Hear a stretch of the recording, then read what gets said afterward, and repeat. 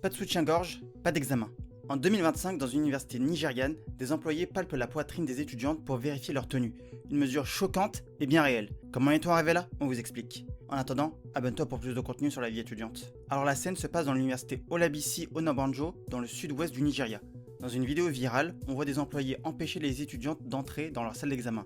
Sur cette vidéo, on voit qu'elles touchent leur poitrine pour vérifier qu'elles portent bien un soutien-gorge. L'objectif, selon l'université, éviter les tenues indécentes qui pourraient, je cite, susciter inutilement le désir chez le sexe opposé. Cette règle est totalement assumée. En effet, cette politique n'est pas du tout nouvelle. Selon le président du syndicat étudiant, il l'a confirmé dans un message sur X, pas de soutien-gorge, pas d'accès. L'université revendique un code vestimentaire strict pour préserver la concentration et les valeurs morales sur le campus. Mais dans les faits, ces contrôles se transforment en palpations imposées, largement dénoncées sur les réseaux sociaux comme une forme d'agression sexuelle. Il faut comprendre par là que le Nigeria reste un pays profondément conservateur, avec 53% de la population qui est musulmane et 44% chrétienne. Dans les universités, il n'est pas rare d'interdire les mini-jupes, les dreadlocks ou bien les boucles d'oreilles.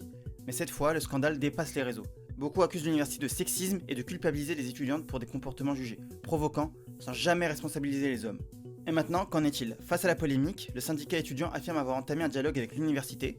L'objectif, trouver des alternatives plus respectueuses et plus dignes. Mais pour de nombreuses jeunes femmes, ce contrôle restera un traumatisme et une question reste en suspens. En 2025, peut-on encore interdire une étudiante d'entrer en salle d'examen à cause de sa tenue?